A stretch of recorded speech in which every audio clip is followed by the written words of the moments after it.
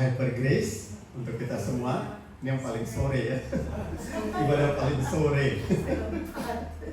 Memang selalu fleksibel. Terima kasih.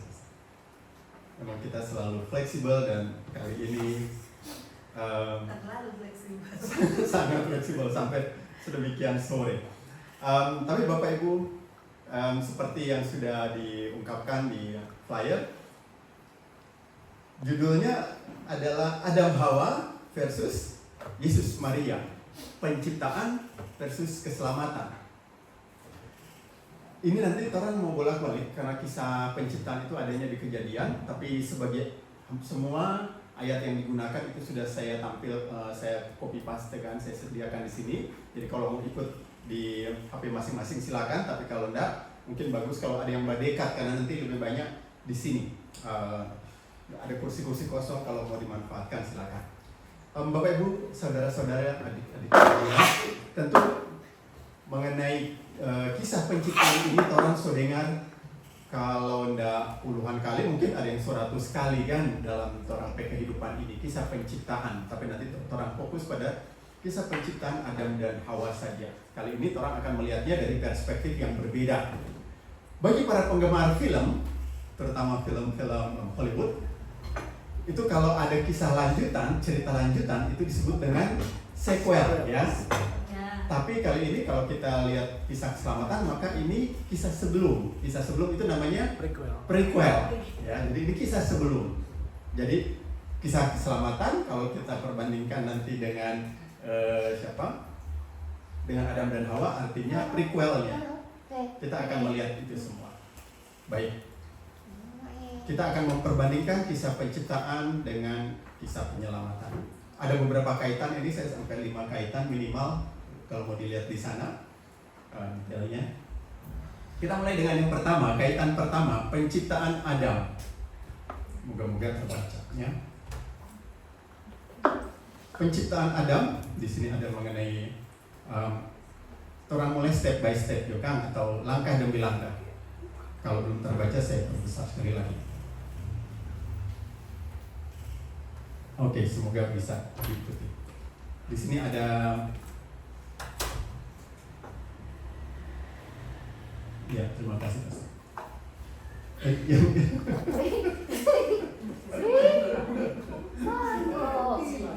Ya, silam. Oke. Ya, mengenai air hidup. Nah, mengenai air hidup ini kita akan lihat dari Yohanes 7 ayat 38 dan 39. Ini ayat pembukanya yang berbunyi, barang siapa percaya kepadaku, seperti yang dikatakan oleh kitab suci, dari dalam hatinya akan mengalir aliran-aliran air hidup. Yang dimaksudkannya, nyanyi huruf besar, yang dimaksudkan oleh Yesus ialah roh yang akan diterima oleh mereka yang percaya kepadanya. Sebab roh itu belum datang karena Yesus belum dimuliakan. Nah, mengenai air hidup ini, yang dimaksudkan air di sini adalah Roh Kudus.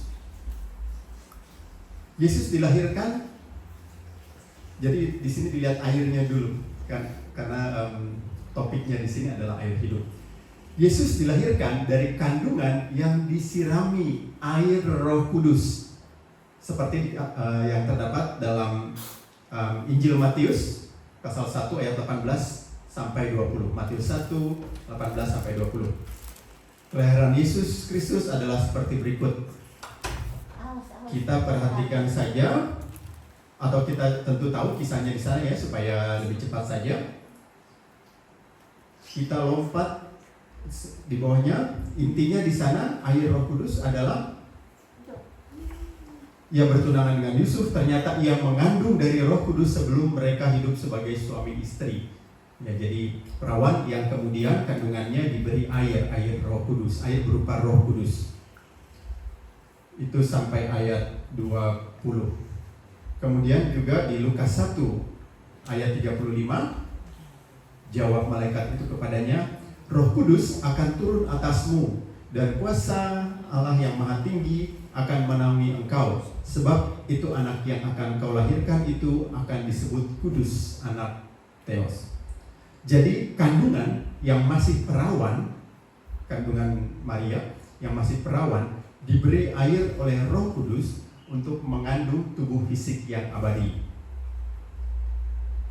Kemudian kita lihat di dalam Mazmur 139 ayat 13 sampai 16. Sebab Engkaulah yang membentuk buah pinggangku, menenun aku dalam kandungan ibuku. Aku bersyukur kepadamu oleh karena kejadianku dahsyat dan ajaib. Ajaib apa yang kau buat, dan jiwaku benar-benar menyadarinya. Tulang-tulangku tidak terlindung bagimu ketika aku dijadikan di tempat yang tersembunyi, dan aku direkam di bagian-bagian bumi yang paling bawah. Matamu melihat selagi aku bakal anak, dan dalam kitabmu semuanya tertulis hari-hari yang akan dibentuk sebelum ada satupun daripadanya. Sekedar catatan, ayat dari Mazmur 139 ayat 13-16 ini oleh orang-orang Kristen sering digunakan untuk menentang aborsi. Karena di negara-negara yang sudah lebih maju dikatakan sebelum dilahirkan janin itu belum hidup gitu. Padahal orang tahu bahkan sebelum diciptakan pun ketika sudah terjadi pembuahan itu sudah hidup, sudah dalam rencana Tuhan. Ayat ini di Mazmur ini hanya menyatakan bagaimana Daud mengagumi bahwa Yahweh merancang dan membentuk kita dari tanah dari awal. Jadi kita melihat perbandingan bagaimana Yohanes 7 ayat 38 sampai 39 tadi tentang aliran air hidup yaitu Roh Kudus, dan bagaimana kandungan Maria diairi Roh Kudus sehingga mengandung Yesus. Ini awal, dan ini akan menjadi dasar untuk kita berbandingkan nantinya dengan Hawa. Itu yang pertama mengenai air hidup. Kemudian kaitan Yesus dengan Adam. Mari kita lihat bagaimana Yesus terlibat dengan Adam atau kaitannya. Mungkin terlalu kecil ya diperpisahkan, supaya bisa lebih diikuti, lebih dibaca. Yang sini, Yesus seringkali disebut juga sebagai Adam yang akhir atau Adam yang terakhir. Kalau Adam atau Adam yang pertama tentu si Adam itu ya, Adam Hawa. Yesus disebut juga sebagai Adam yang akhir, seperti dikatakan oleh Om Paul dalam suratnya kepada jemaat di Korintus, 1 Korintus 15 ayat 45 sampai 49.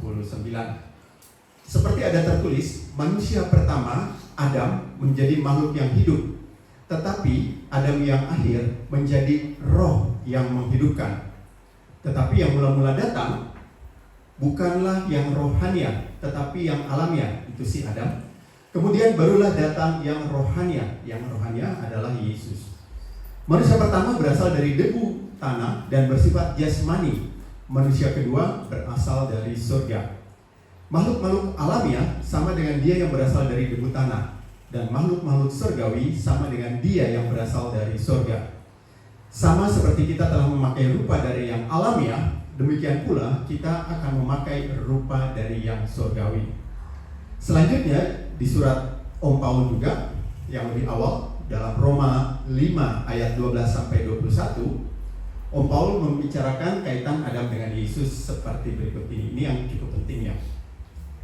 Sebab itu sama seperti dosa telah masuk ke dalam dunia oleh satu orang, dan oleh dosa itu juga maut, demikianlah maut itu telah menjalar kepada semua orang, karena semua orang telah berbuat dosa.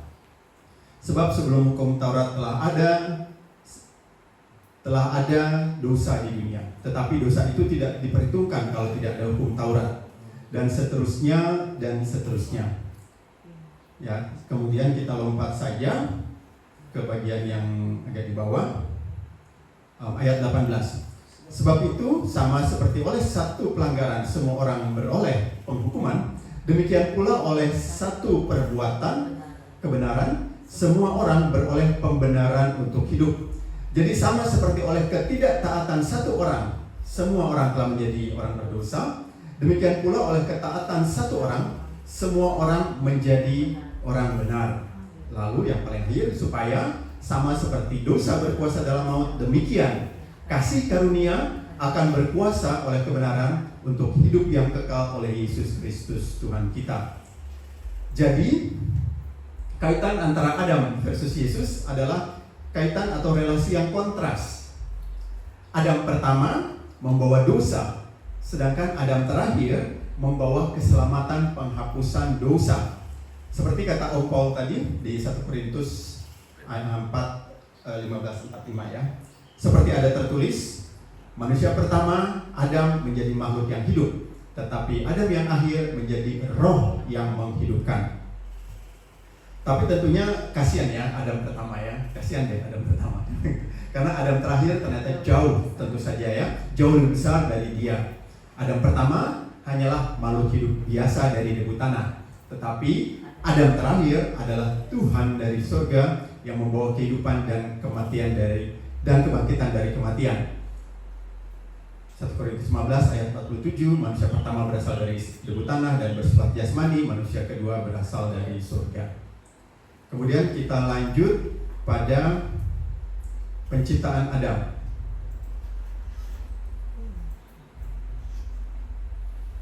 Harap bersabar, memang banyak-banyak membaca. Sekarang mari kita lihat kisah penciptaan Adam dan akan kita cermati. Demikianlah riwayat langit dan bumi pada waktu diciptakan ketika Tuhan Allah menjadikan bumi dan langit. Tuhan Allah di sini Yahweh ya. Belum ada semak apapun di bumi, belum timbul tumbuh-tumbuhan apapun di padang, sebab Yahweh Allah, Tuhan Allah, belum menurunkan hujan ke bumi dan belum ada orang untuk mengusahakan tanah itu. Tetapi ada kabut naik ke atas dari bumi dan membasahi seluruh permukaan bumi itu. Ketika itulah Tuhan Allah membentuk manusia itu dari debu tanah dan menghembuskan nafas hidup ke dalam hidungnya. Demikianlah manusia itu menjadi makhluk yang hidup. Dibacakan cepat-cepat karena kita akan mencermatinya. Kita perhatikan ayat 5 ya. Di Kejadian 2 ayat 5. Belum ada semak apapun di bumi, belum timbul tumbuh-tumbuhan apapun di padang, sebab Tuhan Allah belum menurunkan hujan ke bumi dan belum ada orang untuk mengusahakan tanah itu. Nah, mengapa belum ada semak ataupun tumbuh-tumbuhan? Itu yang akan kita cermati. Mengapa belum ada semak ataupun tumbuh-tumbuhan? Ada dua alasannya. Yang pertama, karena belum ada hujan yang menurunkan air. Ya, ingatlah bahwa air adalah apa? Biasa air adalah disebut sebagai sumber kehidupan. Jadi belum ada kehidupan karena belum ada air, karena belum ada hujan. Itu yang pertama. Lalu yang kedua, karena belum ada orang yang mengolah tanah tersebut. Belum ada orang yang mengusahakan tanah tersebut. Karena kedua alasan itulah mengapa tanah tersebut dikatakan sebagai tanah yang masih perawan, virgin soil. Kalau kita di Sulawesi Utara masih ingat VCO, virgin coconut oil. Tapi ini virgin soil. Soil itu tanah, artinya disebut, ini istilah teknis dalam pertanian juga dibilang virgin soil, artinya tanah yang belum pernah digarap. Intinya seperti itu. Tapi catatannya yang akan dibawa terus kita ingat, virgin soil atau tanah yang perawan artinya tanah yang belum diairi dan belum digarap. Ada 2 poin ya. Nah, itu alasannya. Jadi kenapa belum ada semak ataupun tumbuh-tumbuhan. Lalu Yahweh membasahi tanah tersebut tidak melalui hujan karena belum ada hujan, melalui embun dari kabut yang naik ke atas sehingga membasahinya. Barulah Yahweh menciptakan Adam dengan cara menghembuskan nafas atau roh kepadanya. Kita lihat di ayat 6, pasal 2 ayat 6 ya. Di sini ada kutipannya.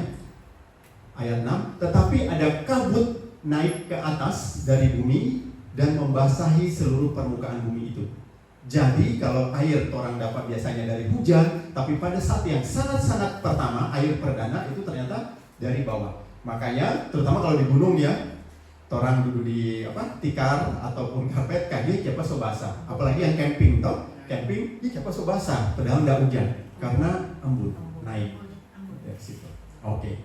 Jadi di situ ya, tanah yang perawan alasannya ada 2. 1, belum diberi air dan belum pernah digarap, belum pernah dikerjakan. Oke, nanti Tuhan akan kembali. Karena di sana akan ketahuan apa sih profesinya Adam. Adam ternyata punya profesi. Oke, Jadi Adam diciptakan sudah ya. Adam diciptakan dari tanah perawan yang diberi air dari embun, lalu diberi roh sehingga bisa bernafas dan membentuk jiwa sehingga menjadi hidup. Dan Adam yang terakhir juga diciptakan dari tanah perawan yang diberi air berupa Roh Kudus. Nah, di sini sudah mulai ada persamaannya. Adam yang awal itu penciptaannya terjadinya bagaimana? Diciptakan dari tanah yang perawan. Tanah yang perawan dulu, tanah yang perawan, lalu harus ada air. Ini dan alasannya. Harus ada air dan juga harus ada orang yang mengolah tanah. Nah, jadi Adam akhir juga diciptakan dari tanah perawan yang diberi air berupa Roh Kudus. Nanti kita akan lihat. Jadi kita bisa melihat bahwa kedua Adam itu dilahirkan dari kata perawan. Adam yang terakhir dilahirkan juga dari perawan, seorang gadis. Ya. Adam yang awal ternyata juga dilahirkan dari perawan. Oke. Orang mulai mungkin pikir-pikir kayaknya cocok logi kan, tapi kan orang ada ayat-ayatnya ya. Nah, terus sekarang orang lihat yang berikutnya. Kaitan kedua, penciptaan Hawa yang di sini. Penciptaan Hawa.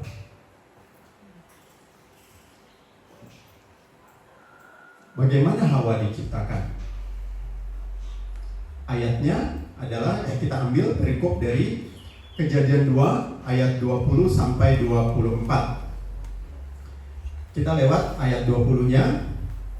Lalu kita fokus di ayat yang ini, ayat 21.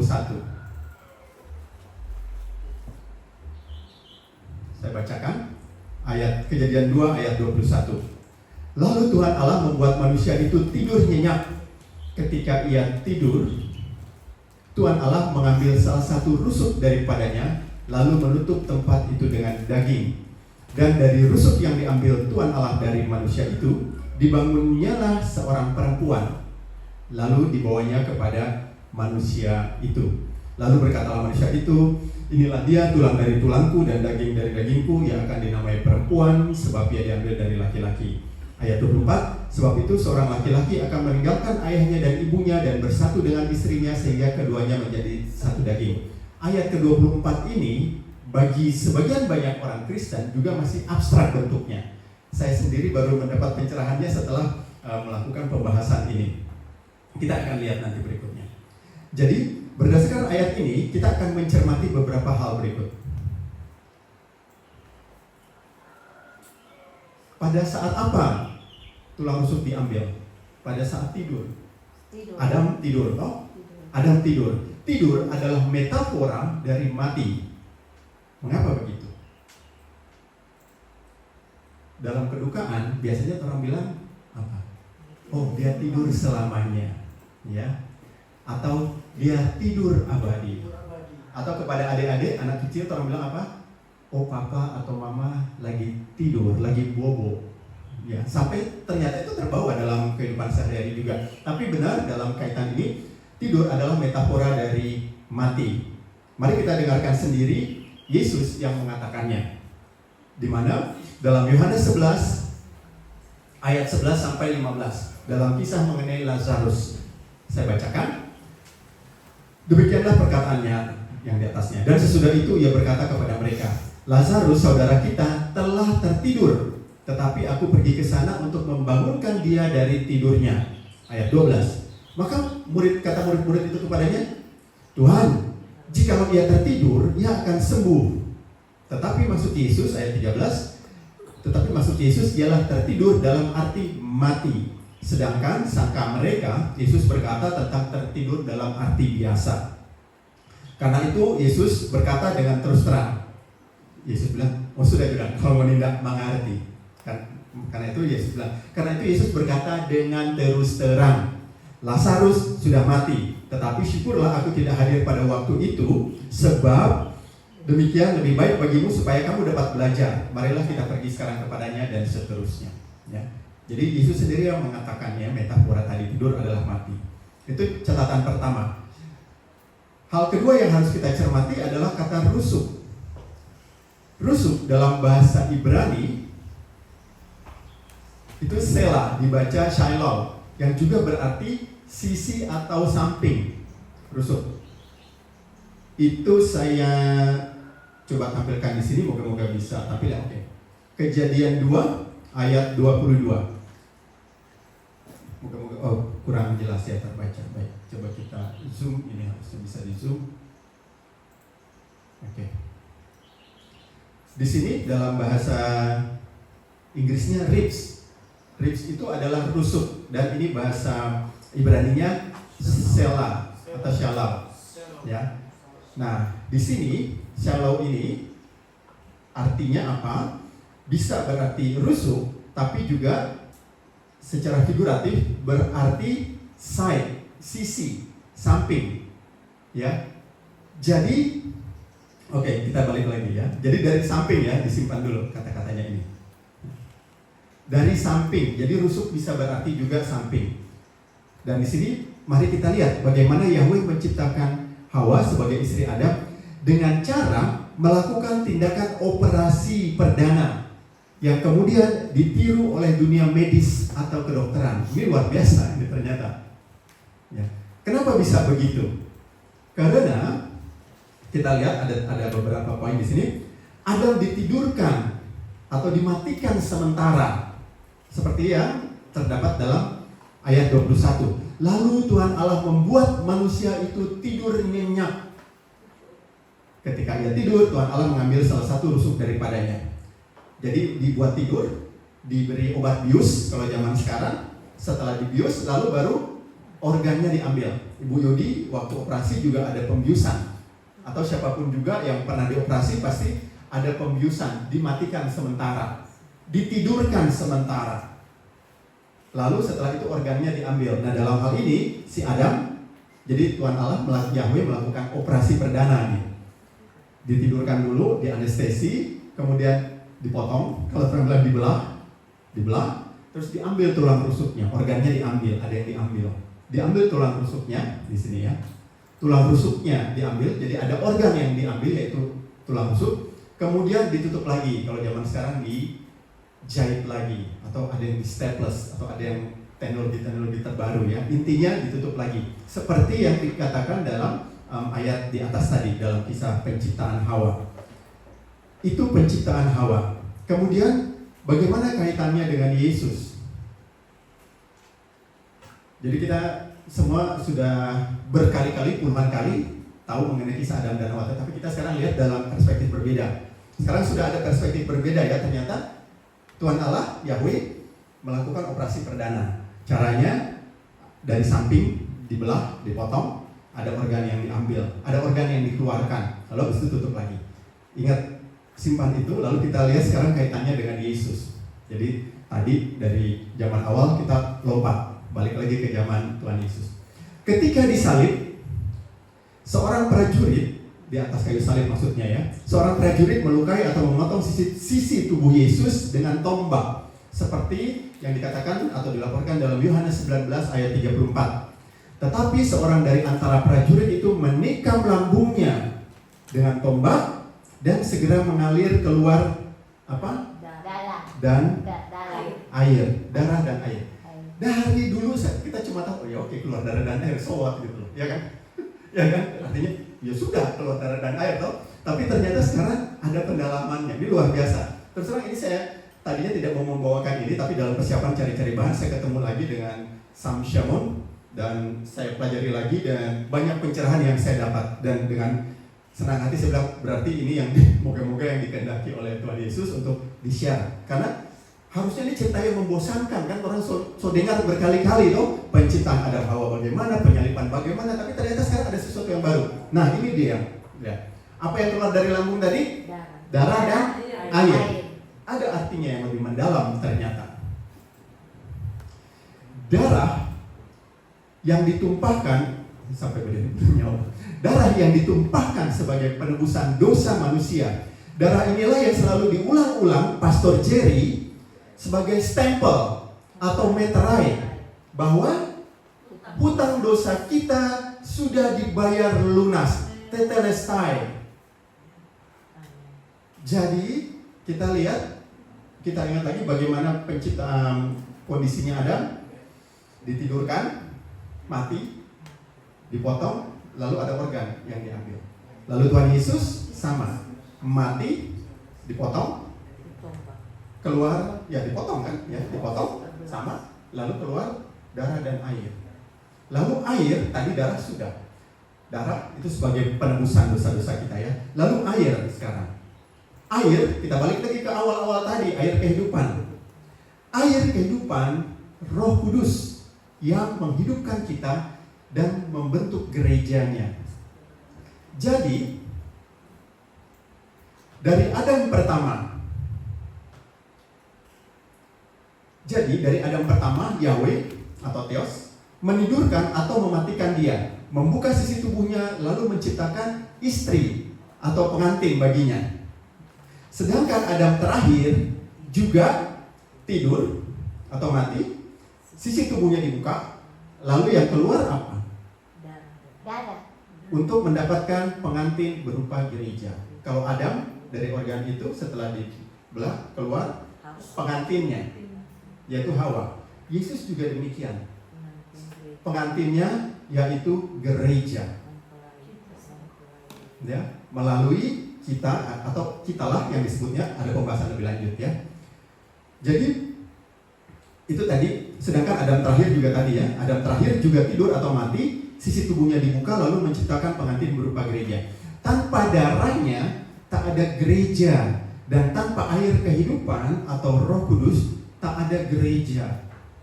Seperti yang dikatakan Om Paul dalam Efesus 5 ayat 30 sampai 32. Saya bacakan, karena kita adalah anggota tubuhnya. Sebab itu laki-laki akan meninggalkan ayahnya dan ibunya dan bersatu dengan istrinya, sehingga keduanya itu menjadi daging, menjadi satu daging. Rahasia ini besar, tetapi yang aku maksudkan ialah hubungan Kristus dengan jemaat. Jadi disinilah untuk saya seperti baru terbuka, apa sih ini ayat yang abstrak sekali, laki-laki harus meninggalkan ini dan itu lalu menjadi satu daging. Ternyata di sini baru beneran 100%. Ternyata yang dimaksudkan adalah seperti itu. Kita lanjut ya. Jadi kita bisa melihat bahwa dalam Efesus 5 ayat 32, Om Paul menunjuk pada Kejadian 2 ayat 24. Sebab itu seorang laki-laki akan meninggalkan ayahnya dan ibunya dan bersatu dengan istrinya, sehingga keduanya menjadi satu daging. Di sini Om Paul menunjuk pada Kristus dan gerejanya. Persatuan Adam dan Hawa menjadi satu daging, seperti misteri Kristus dan pengantinnya, yaitu gereja, menjadi satu tubuh. Jadi seperti Hawa diciptakan dari Adam lalu menjadi satu daging, demikian pula lah gereja atau kita diciptakan dari Yesus dan menjadi satu tubuh dengannya. Luar biasa ya, karena kita diciptakan dari Yesus, kita keluar dari Yesus, yang Pastor Jerry bilang eklesia, artinya dikeluarkan. Demikianlah seringkali dikatakan bahwa Yahweh menciptakan Adam sebagai gambaran dari Kristus untuk menunjuk kepada Kristus. Baik, kita lanjut. Sekarang kaitan yang ketiga, Hawa dengan Maria. Sekarang perempuan dengan perempuan ini. Hawa dengan Maria. Ya. Hawa, seorang gadis, yaitu Hawa, memberikan buah yang tergantung pada suatu pohon terlarang kepada pasangannya dan menghasilkan kematian. Oke. Hawa, ada gadis, memberikan buah yang tergantung di pohon, diberikan kepada pasangannya, lalu menghasilkan kematian. Seorang gadis lainnya, ini skenario-nya sama. Seorang gadis lainnya, yaitu Maria, menghasilkan buah juga, menghasilkan buah dari kandungannya, yang kemudian tergantung pada suatu pohon yang menghasilkan kehidupan. Oke. Ini perbandingannya sama ya, skenario-nya sama ya. Jadi ada gadis, yang satu namanya Hawa, yang satu namanya Maria. Menghasilkan buah, Maria juga menghasilkan buah. Lalu ketika diberikan buahnya ini oleh Hawa menghasilkan kematian. Tapi kalau buah yang dihasilkan oleh Maria menghasilkan kehidupan. Nah, kita lihat ya. Apakah suatu kebetulan jika Elizabeth berkata seperti ini dalam Lukas 1 ayat 42? lalu berseru dengan suara nyaring, diberkatilah engkau di antara semua perempuan dan diberkatilah buah rahimmu. Ketika Maria mengunjungi Elizabeth saudaranya dalam keadaan sama-sama hamil ya saat itu. Lalu antara lain yang diucapkan oleh Elizabeth adalah seperti tadi. Diberkatilah engkau di antara semua perempuan dan diberkatilah buah rahimmu. Jadi kembali lagi, seorang gadis menghasilkan buah dan kematian. Lalu seorang gadis lainnya menghasilkan buah dan kehidupan. Pada Kisah Para Rasul pasal 5 ayat 30 dikatakan di sana, Allah nenek moyang kita telah membangkitkan Yesus yang kamu gantungkan pada kayu salib dan kamu bunuh. Saya ulangi. Allah nenek moyang kita telah membangkitkan Yesus yang kamu gantungkan pada kayu salib. Nah, di sini catatannya. Di sini LAI tidak setia. Tidak setia pada bahasa aslinya. Tidak setia bisa dibilang selingkuh ya, tapi pokoknya tidak setia lah ya.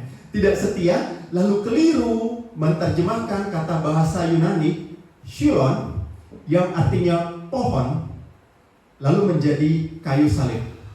Terjemahan ASV, American Standard Version ataupun King James Version KJV dalam bahasa Inggrisnya masih setia. Pastor mungkin bisa bantu walaupun tidak bisa saya tampilkan di sini secara langsung, tapi screenshotnya ada harusnya. Saya coba tampilkan.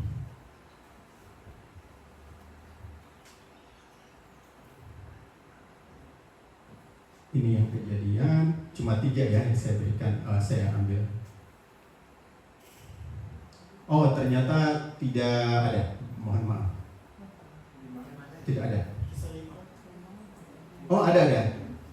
Ya, Kisah 5 ayat 30. Bapak Ibu teman-teman bisa lihat di sini ya, ini Kisah 5 di sini. KJV itu ternyata setia. Dia apa di sini terbaca? Tree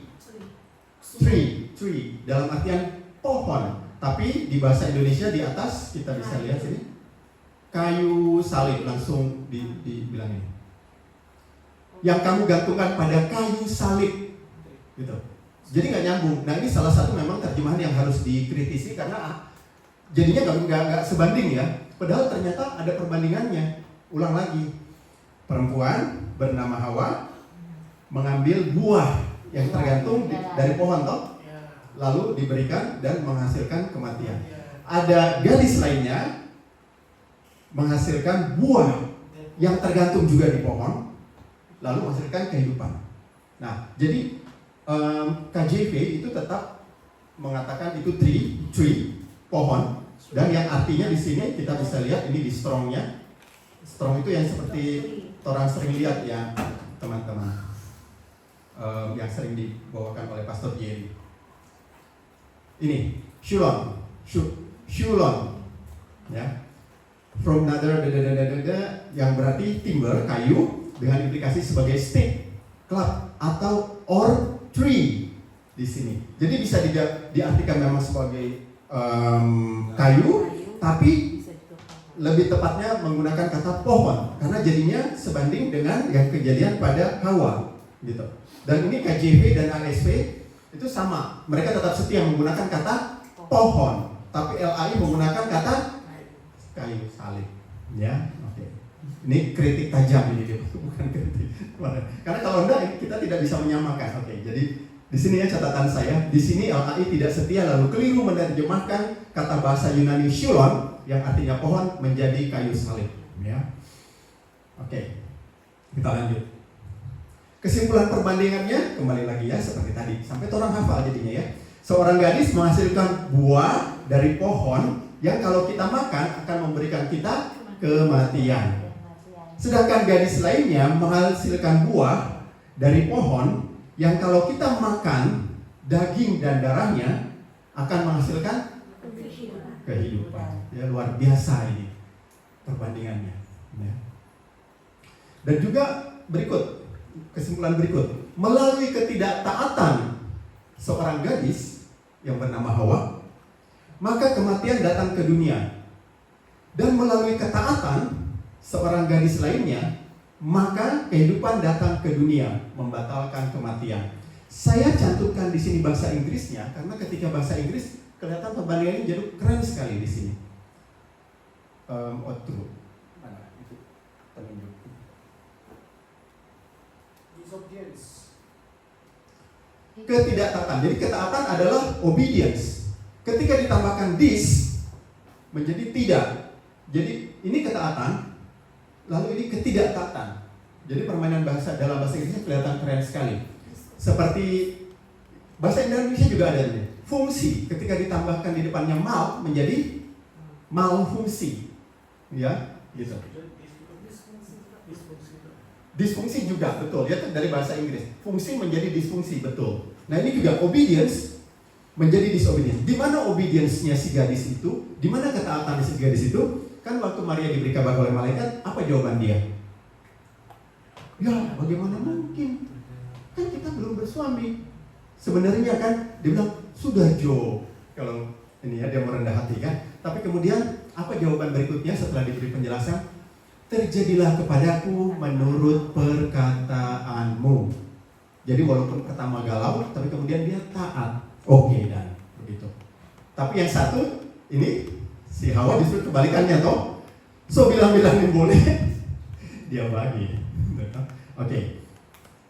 Kemudian poin yang berikutnya, yang terakhir. Itulah sebabnya Elizabeth ketika dikunjungi Maria, lalu dipenuhi Roh Kudus, kemudian mengatakan, diberkatilah engkau di antara para wanita, dan diberkatilah buah tubuhmu atau buah rahimmu, Yesus. Dan kehormatan apakah yang patut kuperoleh sehingga ibu dari Tuhanku datang mengunjungiku? Itu sangat luar biasa ya. Jadi jika Yesus adalah Adam terakhir, maka Maria adalah Hawa terakhir. Makanya saya ambil judulnya Adam Hawa versus Yesus Maria. Jadi kalau tapi yang lebih sering digunakan adalah perbandingan antara Adam pertama dengan Adam terakhir. Sedangkan mengenai Hawa pertama dan Hawa terakhir jarang digunakan istilahnya ya. Baik, kita lanjut lagi ke poin berikutnya.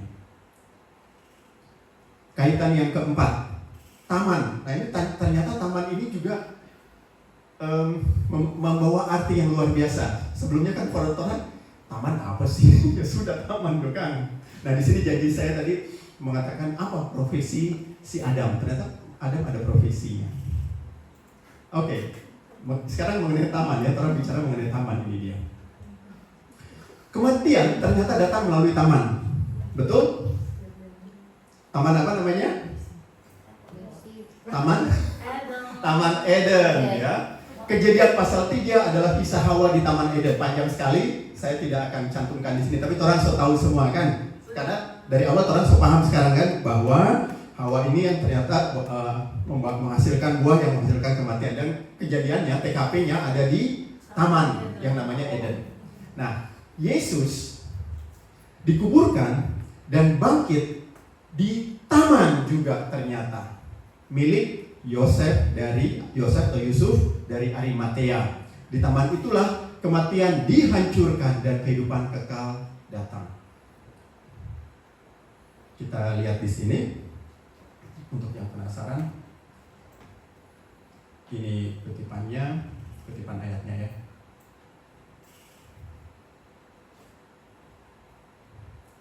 Sesudah itu Yusuf dari Arimatea, dia murid Yesus tetapi sembunyi-sembunyi karena takut kepada orang-orang Yahudi, meminta kepada Pilatus supaya diperbolehkan menurunkan mayat Yesus. Dan Pilatus meneruskan permintaannya itu, lalu datanglah ia dan menurunkan mayat itu. Juga Nikodemus datang ke situ. Dialah yang mula-mula datang waktu malam dan seterusnya ini dan itu. Mereka mengambil mayat Yesus dan seterusnya ayat 40 dan ayat 41. Saya bacakan lebih perlahan. Di dekat tempat di mana Yesus disalibkan ada suatu taman, dan dalam taman itu ada suatu kubur baru yang di dalamnya belum pernah dimakamkan seseorang. Jadi dari taman ke taman, ya, oke. Apa nama tamannya? Dan makam pekawa. Bukan juga, nggak disebutkan di sini. Tapi pokoknya taman ya.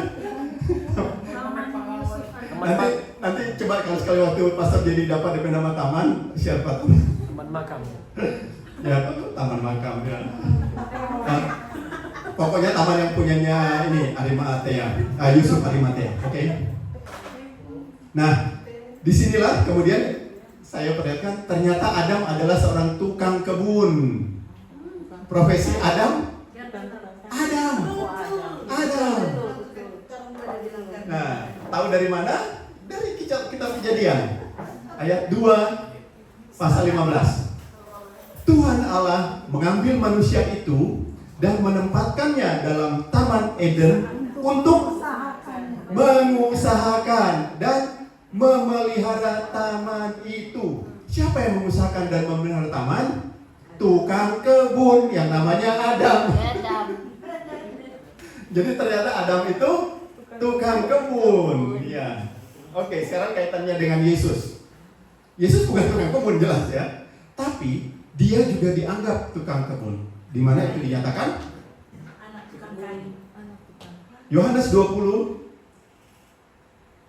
ayat 15. Ini kaitannya dengan taman ini dia. Atau kebun ya, taman atau kebun ya. Yesus juga dianggap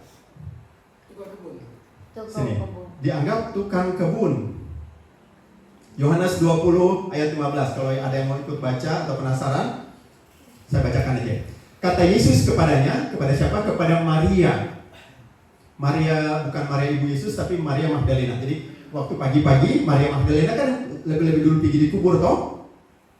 Kalau cerita yang di atasnya sebelum ayat ini, pergi di kubur, ya kosong. Cuma ada 2 malaikat, satu di atas kepala, satu di bawahnya.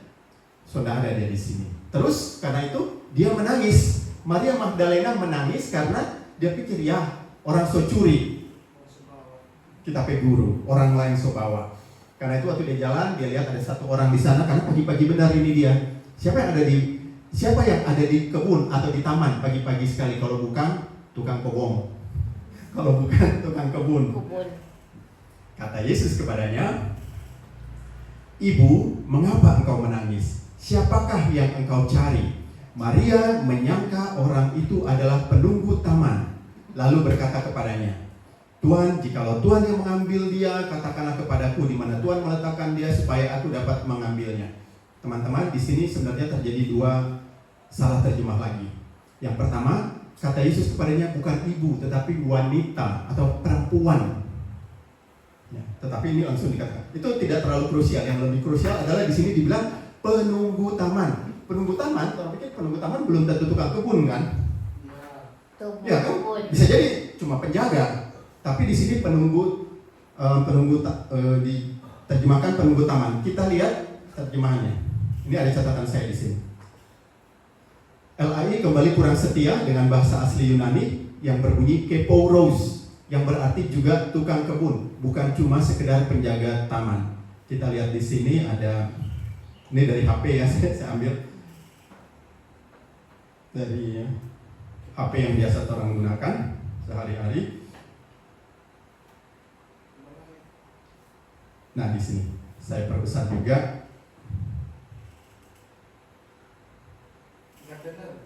Ya. Di sini kepouros nih, keipurus. A garden keeper, that is gardener.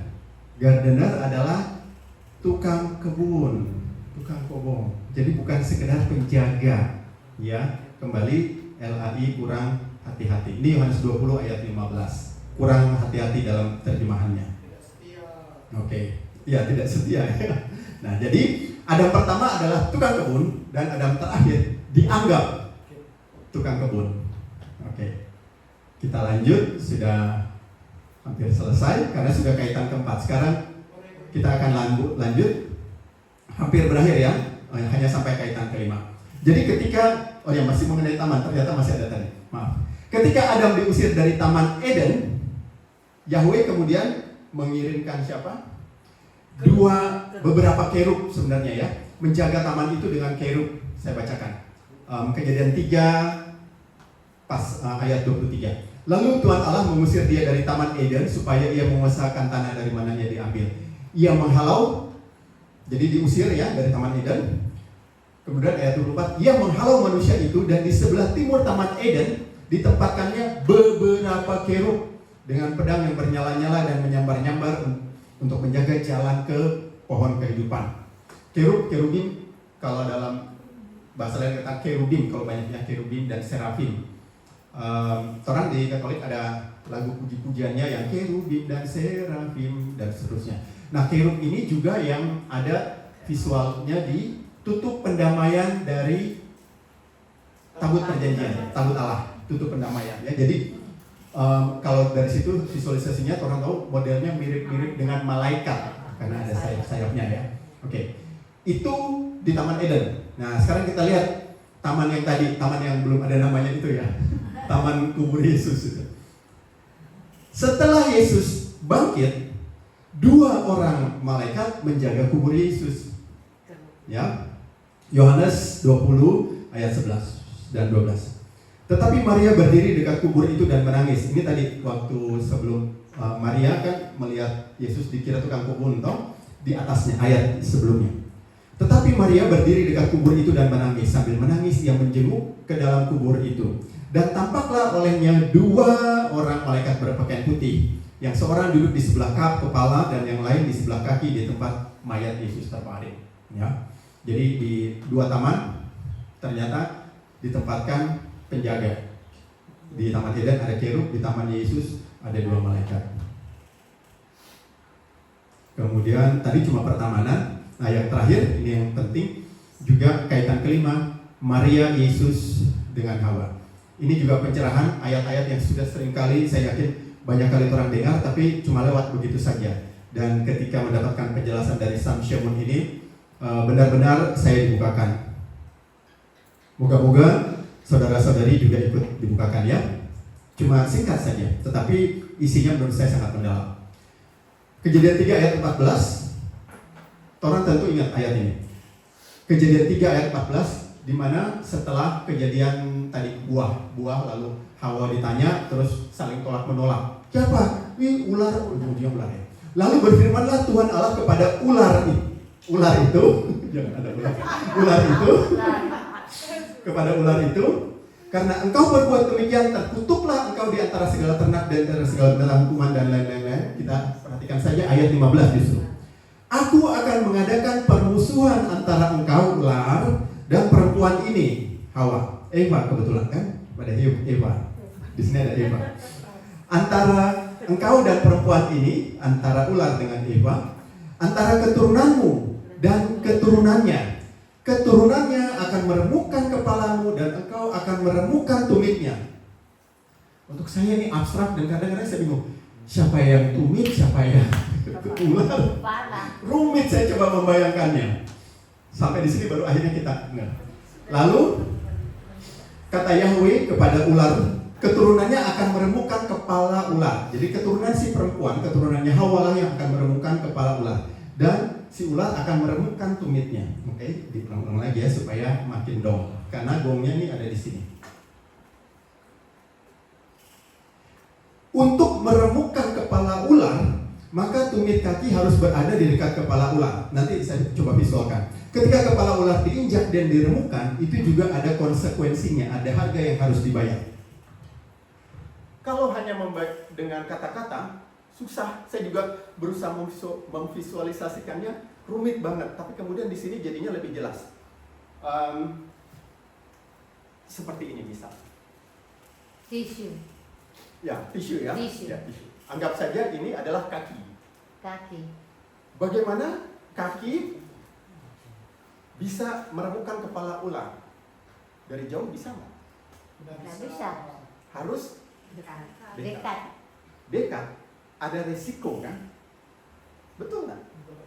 Betul. Tapi kalau nggak dekat, si ular nggak bakalan coba patut toh. Jadi harus badekat. Badekat dulu supaya bisa dipasut.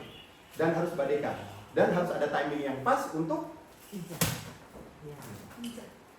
meremukkan. Jadi remuk. Jadi makanya harus yang besar. Remuk. Meremukkan kepala ular, ya, injak kepala ular dengan tumit. Tapi coba orang dengan tumit telanjang injak ke kepala ular. ada konsekuensinya. Ya nggak? Balicin masih syukur. Tapi ada kemungkinan ketika diremukkan, pokoknya ada resikonya. Berupa, apakah coba-coba cari kepala ular berbisa, begitu diinjak ada bisanya masuk ke torang juga. Atau torang kaki juga kena sesuatunya. Pokoknya ada konsekuensinya, ada resikonya. Atau di sini dikatakan ada harga yang harus dibayar. Nah, sekarang kita ingat kisah, makanya ini di sini gongnya. Bagaimana di sini ayat ini ya? Bagaimana Yesus menghancurkan Satan, menghancurkan iblis dengan kematian di kayu salib, menginjak dan menghancurkan kepala ular, lalu bangkit mengalahkan kematian. Kalau ingat kisah demonologi atau kisah mengenai Mr. D, orang sering mengatakan, apalagi ketika sebelum disalibkan, Mr. D berpikir, dia sudah berhasil ngerjain Yesus dengan cara dia ditangkap, kan? Yang orang bilang, si penipu, masih ingat kisahnya? Si penipu ternyata ditipu di saat akhir. Itulah kejadiannya. Jadi tujuannya dia mau menghancurkan tumit ini, tapi enggak, ternyata diremukkan. Yang orang bilang, dia kan sudah senang, Mr. D sempat senang kan, bilang, kenapa? Sudah apa? Atau dengan upaya awalnya bikin Petrus supaya menghalau Yesus untuk tidak jadi naik salib. Ya, intinya seperti itu. Atau kalau orang-orang lain bilang, kenapa? Mati itu Tuhan. Gitu. Tapi itulah harga yang harus dibayar. Ya. Jadi sekarang mari kita lanjut dengan Matius 27 ayat 33. Itu tadi sudah ya terjadi. Jadi di sanalah maka kepala ular diremukkan. Jadi apa yang diungkapkan di Kejadian itu sudah terjadi pada kisah penyaliban. Sekarang kita lanjut yang lebih kerennya lagi. Di Matius 27 ayat 33 dikatakan, maka sampailah mereka di suatu tempat yang bernama Golgota. Golgota artinya apa? Tengkorak. Ya. Jadi itu ternyata kejadiannya persis seperti itu. Jadi kalau dilihat dari kejauhan, ada seperti lubang gua dengan dua mata, jadi kelihatannya seperti tengkorak. Jadi bayangkan tuh, kita pakai kepala aja, misalnya kalau sudah ada isi kan jadi tengkorak kan. Terus ketika ada salib, bayangkan ini tengkorak melambangkan Mr. D, melambangkan kuasa kegelapan, kan selalu begitu ya. Kalau kegelapan atau Potterhead, pengikut Harry Potter kan selalu tahu toh. Selalu dilambangkan dengan tengkorak kan. Jadi tengkorak kemudian dihancurkan dengan salib. Jadi kalau misalnya ada visualisasinya dari jauh, di atas tengkorak itu, di tengah-tengahnya ada tertancap salib yang menghancurkan tengkorak itu. Ini untuk saya luar biasa, penyikapan yang luar biasa. Jadi memberi arti dari perikop-perikop dari ayat-ayat yang sudah entah puluhan atau ratusan kali orang baca, orang dengarkan. Tapi ternyata ada ada perspektif yang baru. Maka tidak mengherankan, disitulah saya katakan skenario penyelamatan. Ternyata kejadian Adam dan Hawa itu seperti, kalau istilah teknisnya ya Pastor, jadi tipologi. Saya tidak menggunakan tipologi karena orang belum terlalu familiar dengan kata tipologi. Tapi Pastor Jerry dengan saya minimal tahu tipologi. Artinya apa yang sudah menjadi awalnya, atau kalau dalam bahasa umumnya seperti prototype gitu ya. Kalau Pak Gem tahunya prototype, pasti dia tahu. Jadi saat awalnya, bagaimana rancangan awalnya, kemudian ke sana. Jadi diproyeksikan ke sana. Kira-kira seperti itu gambarannya. Atau kalau bahasa anak film sekarang, sudah ada spoilernya gitu. Kisah keselamatan ternyata sudah ada spoilernya, yaitu di Kejadian. Artinya siapa yang hebat? Pembuat skenarionya atau sutradaranya, yaitu Tuhan Yesus Kristus. Amin. Itu saja, semoga bisa membawa kita pada beberapa pencerahan, masukan. Saya sendiri senang saya ternyata dipertemukan oleh materi ini. Jadi sambil mempersiapkan, saya sendiri merasa tercerahkan, mendapatkan angin segar lagi, sesuatu yang baru. Jadi seperti biasa, kesimpulan atau komentar akan dilanjutkan oleh Pastor Jerry. Semoga bisa menjadi inspirasi untuk orang semua.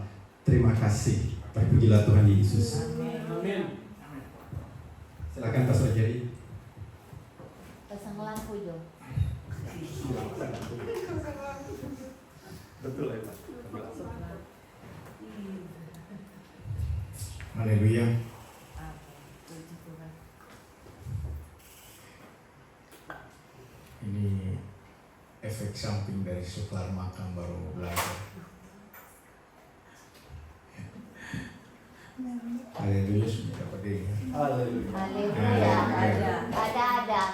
Ya. Ini orang mau injang kepala ular atau ular dia atau orang pengen tumit. Jadi menarik ya. Bagian akhirnya yang menjadi intinya ya. Jadi injak kepala ular. Resikonya ular dia atau orang petumit. Itu resikonya. Ya. Nah, jadi Tuhan Yesus bilang, aku telah memberikan kuasa kepadamu untuk menginjak bukan cuma kepala ular dan kalajengking, injak. Ya. Nah, kuasa untuk menginjak ular dan kalajengking itu dunamis dan exousia. Adam dan Hawa tidak diberikan itu. Kain tidak diberikan itu. Tidak. Adam hanya diberikan kuasa untuk mengatur alam, kasih nama binatang, ya, diatur alam. Ya, siram bunga di taman kan, kayak siram bunga, mengolah taman, ya, dia termasuk penjaga taman lah, tukang kebun. Ya. Tapi Yesus di dalam Lukas 10 ayat 19, aku telah memberikan kuasa kepadamu untuk menginjak ular dan kalajengking, sehingga tidak ada kuasa yang dapat membahayakan kamu. Dan bukti bahwa kita telah diberikan kuasa, kita dimeteraikan oleh darah.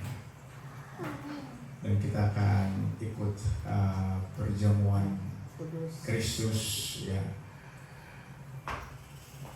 Ini bukan sekedar liturgis agamawi, bukan sekedar ekaristi liturgia yang hanya rutinitas diadakan, tetapi ini merupakan suatu perenungan. Ya. Kemarin di TikTok ada yang bertanya, apakah makan tubuh dan darah Yesus itu betul-betul? Ya, betul-betul secara iman. Kita tidak betul-betul secara letterlek. Kan begitu toh? Itu kejadian 2-3 ribu tahun yang lalu, 2000-an tahun yang lalu. Ya. Jadi ini secara iman kita yakini bahwa yang kita lakukan ini ya, ekaristi ya, perjamuan kudus dari tubuh dan darah Yesus itu kita imani bahwa Dia telah melakukannya untuk kita, sekali untuk selama-lamanya. Dia telah menukarkan kebenaran absolutnya secara permanen kepada kita. Dia melakukan imputasinya, dan kita disebut sebagai dikaios, orang benar. Mari kita persiapkan pikiran dan hati kita tentunya untuk mengikuti dengan iman. Ya, Alkitab mengatakan dengan iman kita mengerti. Tanpa iman kita tidak akan mengerti apa yang dilakukan oleh Yesus Kristus. Banyak orang yang menganggap itu dongeng. Banyak orang yang jadikan itu bahan olok-olokan. Ya, mereka menghina tumpahan darah Yesus Kristus. Oke, kita akan baca sebelum kita nyanyi sebuah lagu. Ivan, tolong di tempatnya. Ya, kita baca dulu. Lukas 22 ayat 19. Lalu ia mengambil roti, mengucap syukur, memecah-mecahkannya dan memberikannya kepada mereka. Katanya, inilah tubuhku yang diserahkan bagi kamu. Perbuatlah ini menjadi peringatan akan